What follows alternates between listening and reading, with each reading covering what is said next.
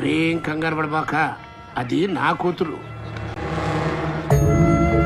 నా బలంతో బలగంతో ఈ పెళ్లి ఆపేయగలను, కానీ నేను బలవంతంగా పెళ్లి చేసుకోలేను. తండ్రి కోసం జీవితాన్ని త్యాగం చేయొచ్చు, కానీ నాశనం చేసుకోవద్దు.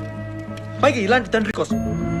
నువ్వే పరిస్థితిలో ఈ పెళ్లి ఒప్పుకున్నావో నేను ఊహించగలను. నువ్వు నాతో ఏం చెప్పక్కర్లేదు. నేను నీకు ఇష్టమైతే ఒక్కసారి తలెత్తి నా కళ్ళలోకి చూడు. వీడు 2 ముళ్ళు వేసినా సరే 3వ ముడి పడకుండా ఈ పెళ్లిని ఆపేస్తాను. ఈ రోజు నువ్వు నన్ను చూడకపోతే ఇంకెప్పుడు నేను నిన్ను చూడను, కనపడను. చెప్పాను కదా, అది నా కూతురు.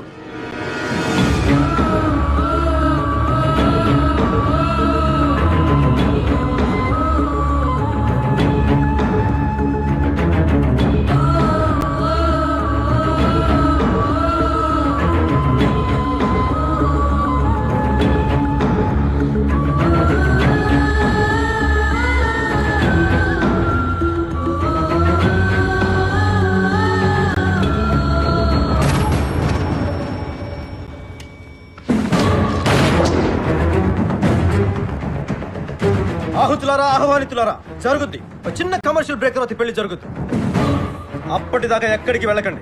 State Yoon to Gabbar Singh. Channel మటుకు మార్చకండి. రాయ్, నువ్వు 3 ముళ్ళు వేసేలోగా నేను 30 గుళ్ళు వేలుస్తాను. 3 ముళ్ళ 30 గుళ్ళ తెలుసుకో. నాకు 35 వైన్ షాపులు ఉన్నాయి. 3 ముళ్ళు వద్దు, 30 గుళ్ళు వద్దు. బతుకుంటే 30 పెళ్లిళ్ళు చేసుకోవచ్చు.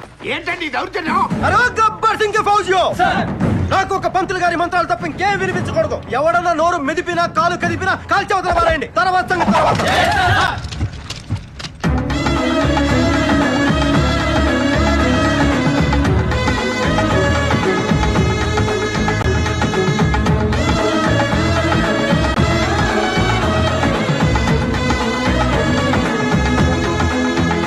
అయ్యా, అందరూ వచ్చి వధువులను ఆశీర్వదించండి. నాకు ఆశీర్వదించడం ఎవరు లేరు. బలా, నువ్వు సుఖంగా ఉండి నన్ను సుఖంగా ఉంచు. కావాలంటే మీ నాన్నగారు ఆశీర్వాదం తీసుకో. మా నాన్నగారు ఒకప్పుడు ఉండేవారు, ఇప్పుడు లేడు.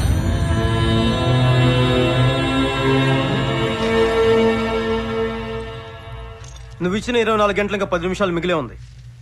నేను టైంని నమ్మను, నా టైమింగ్ నమ్ముతాను.